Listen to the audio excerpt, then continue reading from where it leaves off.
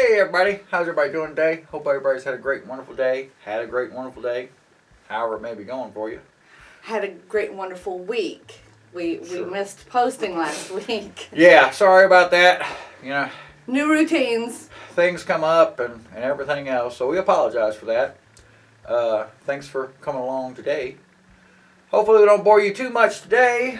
Trying to get the soap shop starting to get going. We're having a lot of anticipation about going, hey, we haven't got any soap from you in a while.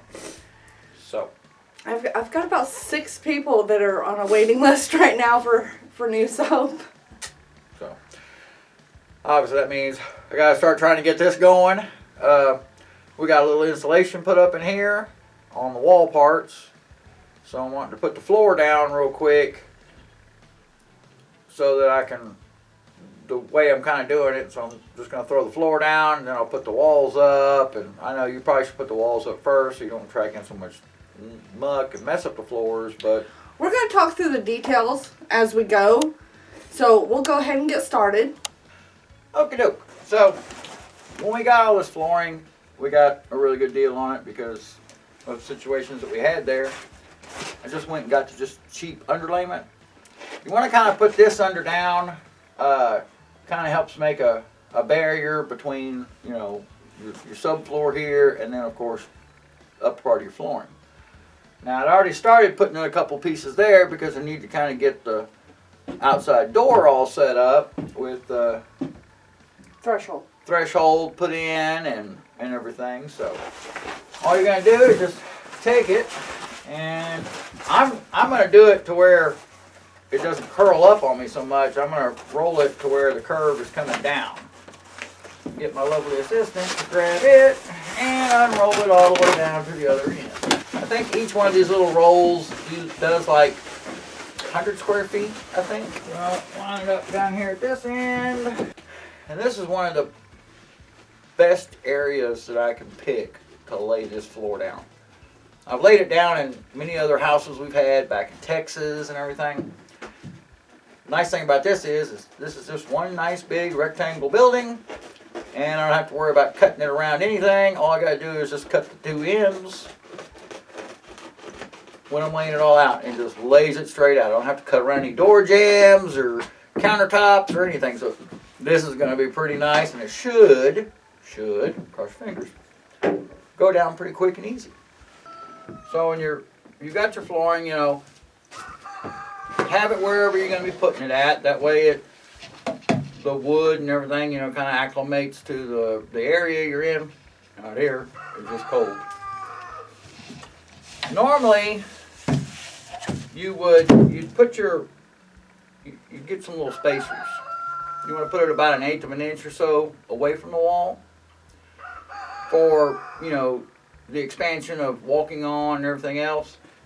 Well, and the temperature changes. And so this is going to be pretty much against this side of the wall, but the other side of the wall, since it's just a big rectangle building, I'm going to leave a little bit of a space on the other side because they're kind of like floating floors, so they kind of shift, you know. You just don't want too much shift because you don't want the boards to come apart. well, but I'm looking. There's probably a 1/16 of an inch space over here against this wall. well, yeah, I mean, there's a little bit of a gap. What I'm doing is I just started at one end with full piece. I'm gonna run it all the way down, and they just slide and lock into place. You do have a couple tools that you kind of do need. I'm using a mallet this time, probably too big. I need to probably get something smaller. And they come like in a little set you can buy. It comes with the spacers, this little pry bar type thing to when you get up to the edges of the walls to knock it in. You clip this along the edge of the flooring when you get to your other side or to the ends. And then there's a little block, and it's got little grooves already cut into it. I would suggest use a mallet, not a regular hammer, because a regular hammer will ding the crud out of the plastic, as you can see. Not like I've used it before with a regular hammer, but most of these pieces, the end pieces, they just kind of slide together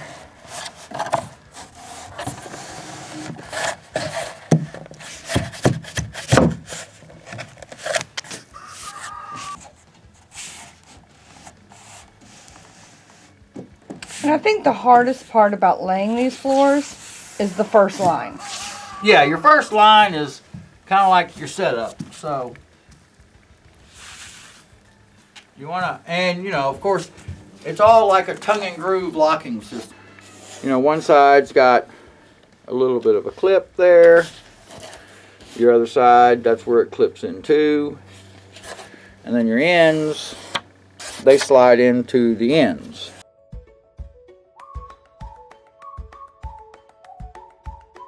Alright, so we get to the end here, because, you know, these pieces, I believe, are like 4 foot long.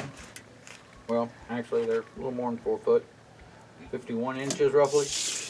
So, what you'll do is you're going to measure out your spot here, cut it, keep that end, because you'll take that end, bring it down to the other side, so that everything staggers through and locks all into place. You don't want to lay it all straight out, because you just have these single line cracks and the floor won't look good. You want to make sure it gets all locked in. Plus it makes the floor look better that way too. So measuring out, and you've got this lip right here that's gonna, you know, go underneath here. So this will butt up to the edge here. So we're looking at 27 7/16. And you can leave a little space for the... So I would say you leave you a little bit, about 1/8 of an inch at least, off of that. So,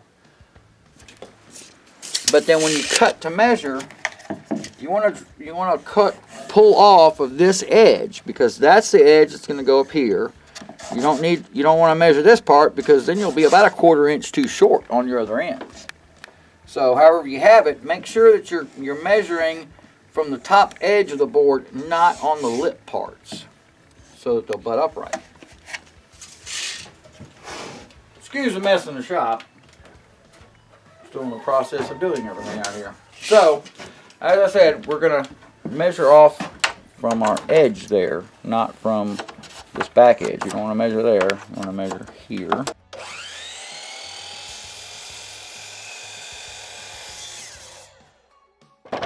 So now you have this end piece that we cut off.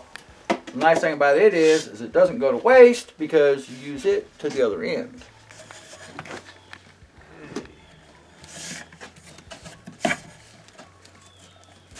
That piece back together onto that one. There we go. Gives us still a little bit of a space on that end. Now that we've got our first line all done, now we can come back here. You kind of give it a little bit of an angle, because you know it doesn't just go in there right. You know, set it up, kind of props in a little bit of an angle.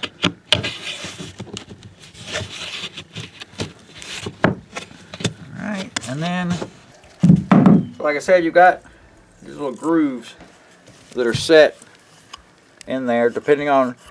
This is kind of a multi-piece. It's the thicker or the thinner. We're using the thinner.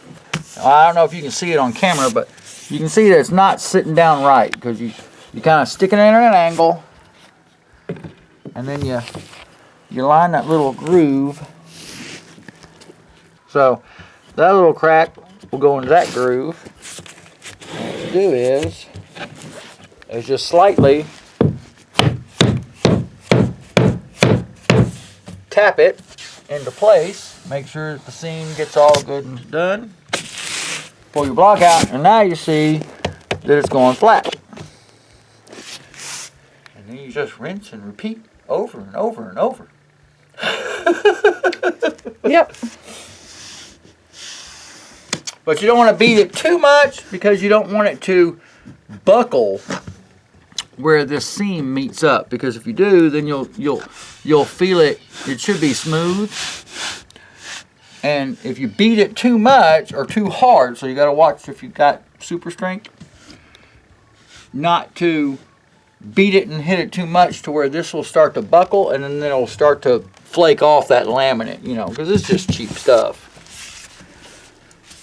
All right. And so that's the piece that came off of the other end. So you can see from here to here is a full board. Now that you got this piece come in, now your full board will go like here to here. And it'll cover up your one seam. And then when you get to the other end, you'll have a different size cut. You'll bring it back down here, and that way it keeps it all good and staggered all the way down. So also, as you're putting this down, you see it's going down pretty good. So all your little tongue and groove pieces here, and then down through here. You want to make sure that, of course, you know, they're clean from, you know, this is all mass produced. So every once in a while, just check each piece out, because that'll save you some time as you're trying to put it in.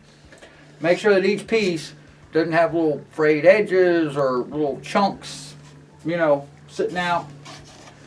And like I said, I've just been taking it. You can just kind of lip it underneath it and just kind of bring it up, kind of like propping up at an angle, so that you can get that first part of that tongue down in that first seam crack, and slightly angle it just a little bit, you know, like a finger grip underneath there. A lot of times they say you can just press it in and it locks down. Obviously I'm not as strong anymore as I used to be. So like I said, I take a little grip, you stick it in there, and you take your little mallet, and you can see that it'll just, if you hold it up at an angle a little bit, just a couple of quick taps, and then I hold it back here on the corner and kind of keep it twisted just a little bit up at an angle.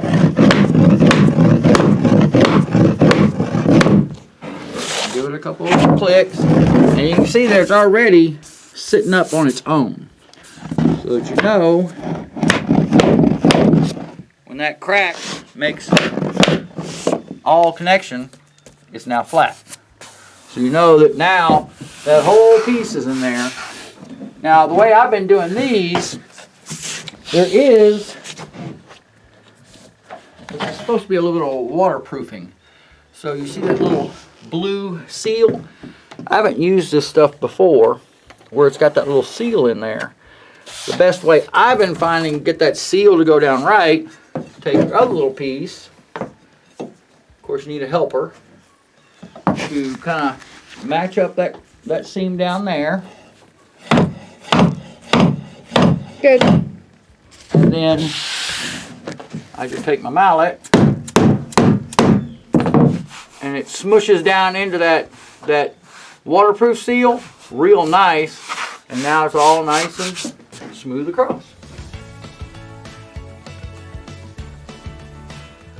So anyway, the reason why I'm just going to put the floor down first is because the way the walls are in here, they're a little over 6 feet. So if I take my sheetrock, run it a long ways at 4 foot high, and then cut a piece in half, that's another 2 feet, so that makes 6 feet. But I'm also going to put a trim board along the bottom of about 2.5 or so inches. Oh, high. To bring up the rest of the wall, so that I don't have to try to make some kind of odd cuts. That way I can get the most out of my sheetrock. And they're going to be, what, 3 inches thick? About 2.5. So the sheetrock, 2.5, so the sheetrock sits on top of the baseboard, right? Yeah. Okay. So I'm gonna put my floor down, and then so that to make it really look all pretty, I'm going to put the baseboard that I'm making, it's about 1 inch wide, probably about 2.5, 2 3/4, I'm not sure yet, I think it's around that thickness. We get. It'll sit right directly on top of the flooring, so that way it looks all nice and pretty seamed up. And then I can put my sheetrock on top of that, and then cut another piece of sheetrock in half, so that I'm not trying to, waste other little pieces and have a piece that I can't use or have to patch it into other places. So I can put a 4 foot and then a 2 foot, and that should meet all the way up to my ceiling area where I'm gonna run the sheetrock up there. So I know it's probably not the way you would want to do it in your house for sure, but this is my shop, and my outdoor office or my home office. It's a little bit of everything for me, but if we ever do intend on doing the floors, I'm just going to lay it right over the top of this, but I don't actually plan on ever redoing the floors. Hey! Okay. Should just be common knowledge, but if you're cutting your little underlayment, wrapping off, don't use a super sharp knife just to score down the plastic that's holding it on there. Because sometimes you get a little you get a little hole.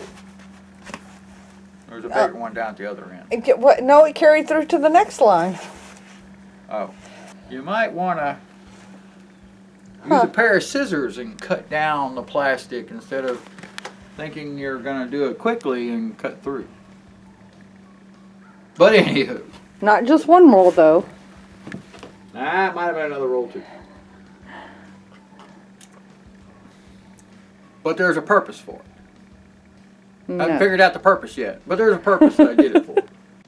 So this took, you'd have to do a 12 by 24 building like this, one of those little drop-down sheds, it'll take you 13 boxes, because it'll take you 12 boxes plus a couple other pieces. So, if you're thinking about doing it later on, 13 boxes is what you need to buy. And that's if you're doing it like I am.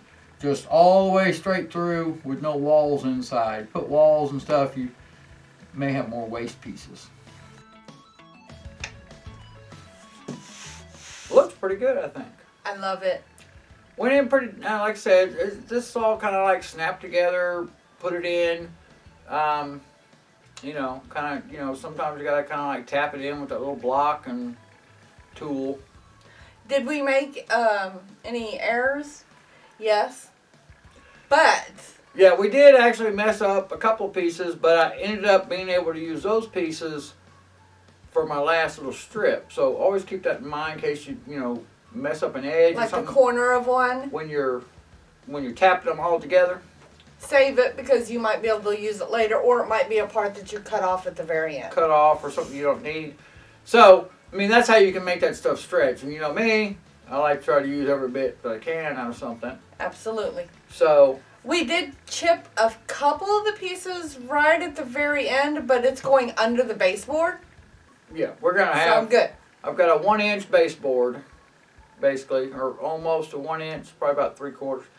All of that, my little edge chipsings that I did with that little piece. It's like 3 little chips. It'll be fine because, you know, I'm putting that about 3/4 of an inch or so down as like a baseboard out of milled wood that I've used.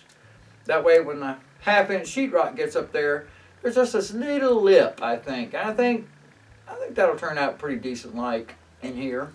You know, it's just for us. Just as a look like that.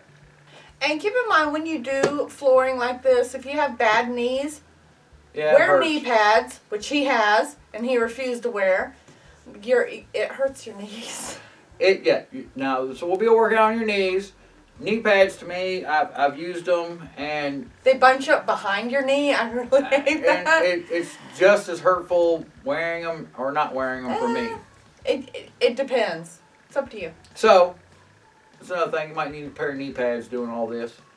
If you have any ideas on how to do this without hurting your knees, please leave that in the comments below. That'd be great. I spent most of the time sliding around on my rear end because I have old knees. But you got the floor clean at the same time. I did. And not like it was really dirty, but I'm very excited about this floor, and I'm very excited that y'all got to come along and join us, and hopefully we taught you something. Maybe you've never put vinyl, laminate, waterproof, what is this? This is waterproof laminate flooring. If you've never put it in before, hopefully we gave you some tips. If you have, you can leave down below all the mistakes we made. It's fine. We don't mind the constructive criticism. Right. But it worked for me, and the floor looks amazing. And now he has to mill some wood to get me countertops, cabinets, and we have to put up the sheetrock. And finish running the electricity. Oh, yeah. And then I'll be good to go. Hope y'all come around for the next time when we're getting all this done. Thanks again for coming today. I really do appreciate it. You have a great, wonderful day. Have a great one. Be careful. Take care. You help me up. You help me up. I hurt. My knees hurt. I know your knees hurt more. Carry me. No. No. Thank you. Uh-huh. The floor looks great. Appreciate it. I'm just gonna scoot out the door. Just slide out. The floor's nice and smooth.